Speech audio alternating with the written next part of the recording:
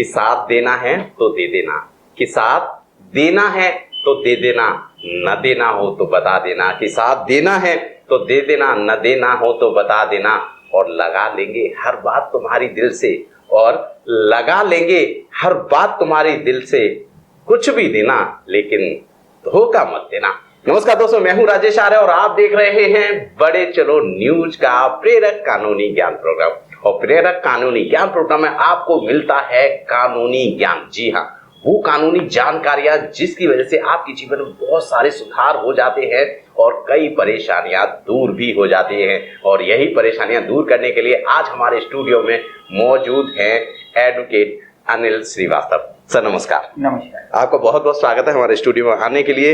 जैसा कि आप हमारे साथ बड़े समय से बने हुए हैं और लास्ट टॉपिक पे आपने जो डिस्कस किया था इट वाज लाइक तलाक, आपने डाइवोर्स डिस्कस किया था। आपने ये भी बताया था कि सर डाइवोर्स जो होता है वो दो तरह से होता है। तो आज हमने जो टॉपिक लिया है वो यही टॉपिक लिया है। आप देखेंगे कि कमेंट पे डिमांड भी बहुत आ रहा था कि ये दोनों तरह के जो डाइवोर्स होते हैं वो क्या होते हैं, कैसे होते हैं, आप हमें इसके बारे में बताएं। तो आज हम जो लेंगे, तो आपने बताया था कि इसमें दो तरह का होता है, एक कंटेस्टेड होता है और एक म्यूचुअल होता है। तो आज जो हमारा टॉपिक है वो कंटेस्टेड का है। आपको हमें ये जानकारी देनी है कि कंटेस्टेड डाइवोर्स का मतलब क्या होता है, उससे लोग क्या समझें और कैसे वो इस तरह का डाइवोर्स केस फाइल कर पाए। तो सर वो कंटेस्टेड डाइवोर्स क्या होता है वो हमारे दर्शकों को आप बताएं। जी देखिए, कंटेस्टेड डिवोर्स होता क्या है, मैं आपको सीक्वेंस में बताता हूँ कि जैसे हमारे यहाँ बेसिकली 4 धर्म है, हिंदू, मुस्लिम, सिख, ईसाई। जी। हिंदुओं को अगर डील करेंगे तो हिंदू मैरिज एक्ट से डील करते हैं। राइट। मुस्लिम को मुस्लिम पर्सनल लॉ है, और अगर क्रिश्चियन है तो इंडियन डिवोर्स एक्ट बना हुआ है। जी। सिख जो होते हैं वो बेसिकली हिंदू हैं तो हिंदू मैरिज एक्ट उनके ऊपर एप्लीकेबल होता है। तो बेसिकली 3 लॉ हैं जो इन चारों कम्युनिटी पे जो है इन्फोर्स होते हैं। राइट। अब अगर हम हिंदू मैरिज एक्ट की बात करें तो उसके अंदर सेक्शन 13 है, सेक्शन 13 हिंदू मैरिज एक्ट, वो कंटेस्टेड डिवोर्स के बारे में हमें बताता है कि किस किन ग्राउंड पे हम डिवोर्स ले सकते हैं। साधारण भाषा में कहें तो अगर कोई आपका स्पाउस आपके ऊपर कोई क्रूएलिटी करता है या किसी प्रकार की ऐसी चीज करता है जो कि सामाजिक तौर पे गलत है, तो हम एक तरफा होकर उसके ऊपर डिवोर्स का केस फाइल कर सकते हैं। जी। उसमें शर्त यह है कि शादी का मिनिमम 1 साल हो चुका हो, तभी आप हिंदू मैरिज एक्ट के अंदर या किसी भी एक्ट के अंदर एक केस फाइल कर सकते हैं फैमिली कोर्ट। कंटेस्टेड में सेक्शन 13 में ये चीजें लिखी हुई हैं कि किन किन ग्राउंड्स पर आप केस फाइल कर सकते हैं। ये कंटेस्टेड का एक ओवरव्यू होता है। सर जैसा अभी आपने कहा कि वो ग्राउंड, लोगों को वो ग्राउंड नहीं पता होते कि अगर मेरा स्पाउस है, मेरी वाइफ है या मेरा हस्बैंड है, वो मेरे साथ कुछ कर रहा है, वो क्रूएल्टी की कंडीशन में आता है या नहीं आता। तो हमारे दर्शकों को बताएं कि क्रूएल्टी क्या होती है या वो ग्राउंड्स क्या होते हैं जिनकी वजह से वो केस को फाइल कर सकते हैं। देखिए, सेक्शन 13 में कुछ ग्राउंड्स हैं, मैं आपको बता देता हूँ। वैसे तो आप सेक्शन 13 को हम आपके उसमें बॉक्स में डाल देंगे तो वहां से पढ़ भी सकते हैं। जी। सेक्शन 13 में जैसे एक ग्राउंड है क्रूएलिटी, कि सपोज कीजिए आपका स्पाउस आपको गालियां देता है या आपका स्पाउस आपके लिए डेली के काम नहीं करते हैं या आपके माँ बाप को गालियां देते हैं, तो ये सब क्रूएलिटी कैटेगरी में आ जाता है। जी। लड़कियां हैं, उनके अगेंस्ट में कोई डाउरी मांग रहा है तो वो भी क्रूएलिटी है। लड़कियां अगर अपने हस्बैंड को कई बार मारपीट कर देती हैं, गालियां दे देती हैं, तो वो भी क्रूएलिटी कैटेगरी में आ जाता है। जबकि एक मद्रास हाई कोर्ट की जजमेंट है, वो कहती है कि अगर अपने हस्बैंड को मोटा या भद्दा कहा जाए तो वो भी क्रूएलिटी है। अच्छा। उस ग्राउंड पे भी डिवोर्स हो सकता है। अच्छा। ये क्रूएलिटी की डेफिनेशन, बेसिकली क्रूएलिटी ये है। अब उसके अंदर कंटेस्टेड डिवोर्स में सेक्शन 13 में कुछ ग्राउंड्स हैं, जैसे एक तो क्रूएलिटी ग्राउंड हो गया। जी। दूसरा हो गया कि अगर किसी व्यक्ति ने कोई अपना धर्म परिवर्तन कर लिया है, हिंदू से वो कुछ और हो गया, तो वो भी एक ग्राउंड है। किसी ने कंटिन्यूअस पीरियड 2 साल के लिए अपनी वाइफ को या अपने हस्बैंड को छोड़ रखा है, वो भी एक ग्राउंड हो गया। किसी ने वर्ल्ड रिनाउंस कर दिया, वो साधु बन गए, तो वो भी एक ग्राउंड हो गया। तो ये सारे बहुत सारे ग्राउंड्स हैं जो उसके अंदर दिए हुए हैं जिसके ऊपर हम डिवोर्स फाइल कर सकते हैं। सर क्या महिला या पुरुष एक साथ रहते हुए भी डाइवोर्स फाइल कर सकते हैं? हाँ, बिल्कुल कर सकते हैं, बशर्ते उनमें फिजिकल रिलेशन ना हो। अच्छा जी, कंटिन्यूअस पीरियड 1 साल तक अगर वो फिजिकल नहीं है तो फिर वो डिवोर्स फाइल कर सकते हैं, नो प्रॉब्लम। सामाजिक तौर पर महिलाओं को बहुत ज्यादा दिक्कत होती है कि उनके साथ क्रूएल्टी हो रही है। वो कई चीजों को उन्हें पारिवारिक रूप से समझाया जाता है कि ये सहन करना है, इन चीजों को इग्नोर करना, तभी परिवार अच्छा चलेगा। उसको आप किस नजर से लेते हैं वकालत की तौर पर? देखिए, ये सब चीजें पुराने जमाने में ज्यादा हुआ करती थी कि एक बार लड़की की शादी कर दी तो फिर उसको देख ही नहीं रहे। बट क्योंकि आजकल जमाना बदला है, मीडिया का जमाना है, तो हमें नॉलेज मिलती रहती है, तो इसी प्रकार से उन्हें भी नॉलेज मिलती है। तो उस कंडीशन में क्रूएलिटी जैसे ही होती है, आजकल तो लीगल एड है, दिल्ली लीगल एड हो गई या किसी भी स्टेट में आप जाते हैं, वहाँ पे फ्री ऑफ कॉस्ट जो है लीगल एडवाइस प्रोवाइड की जाती है किसी को भी, तो वहाँ से हेल्प ले सकते हैं। अब ऐसा नहीं है कि सिर्फ लड़कियों के खिलाफ ही क्रूरल्टी हो रही है, लड़कियां भी क्रूरल्टी कर रही हैं अपने हस्बैंड के अगेंस्ट में। जी जी। तो इसीलिए उसके अंदर किसी जेंडर को डिफाइन नहीं किया गया है कि महिला ही फाइल करेगी या फिर कोई पुरुष फाइल करेगा। उसमें ये कहा गया है कि पिटिशनर कोई भी हो सकता है दोनों में से, जिसके अगेंस्ट में क्रूरल्टी हो रही है वो फाइल कर सकता है। सर आप ना इस तरह के केस में स्पेशलाइजेशन तो रखते हैं, हमारे दर्शकों को आप ये बताएं कि इसकी अगर कोई अर्जी देना चाहे, इस केस को फाइल करना चाहे तो उसका क्या तरीका है, सही तरीका क्या है? देखिए, सबसे पहले इसके लिए अगर कोई केस फाइल करना चाहता है तो उसको कंसर्न फैमिली कोर्ट में केस फाइल करना होता है, फाइलिंग में जाके। अब उसके लिए, क्योंकि देखिए एक लेमैन को प्रॉब्लम ये आती है कि वो एक लीगल एक्सपर्ट नहीं है, उसको पता ही नहीं है कि क्या फॉर्मेट होता है, किस तरीके से ड्राफ्टिंग करनी है, क्या चीज करनी है, तो वो इस चीज को कर नहीं पाता।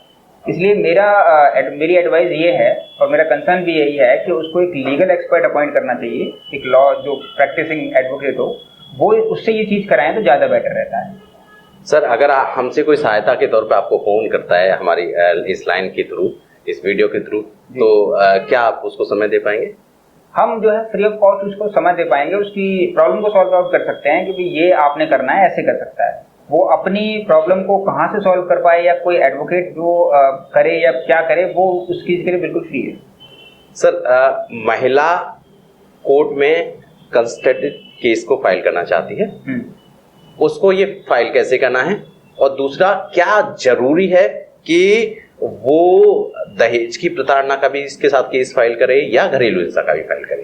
देखिए, ऐसा कुछ भी जो महिलाओं के प्रति या पुरुषों के प्रति गलत है वो सब क्रूरल्टी के डेफिनेशन में आ जाता है। जैसे मैंने अभी कहा, जो चीजें पुरुषों के लिए हैं कि उसको एक एडवोकेट करके केस फाइल करना चाहिए, महिलाओं को भी वही करना चाहिए, उनको भी एक एडवोकेट करना चाहिए, मेल करें या फीमेल करें उनकी मर्जी है, जो भी उस फील्ड के अंदर डील करता हो वो एडवोकेट वो कर सकते हैं।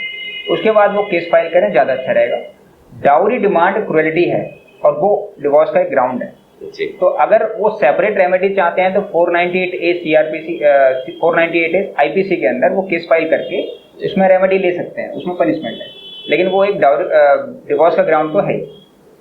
सर महिलाओं के साथ क्रूरल्टी ऑलवेज होती रहती है, कई केसेस में नहीं भी हो रही तब भी इस तरह की केसेस लिखा दिए जाते हैं।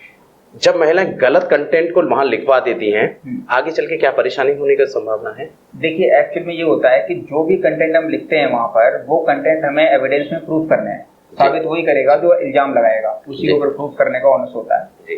अगर वो कंटेंट हम प्रूफ नहीं कर पाते हैं तो फिर हमें रिलीफ नहीं मिलता। तो हम डिवोर्स लेने गए हैं तो डिवोर्स नहीं मिलेगा।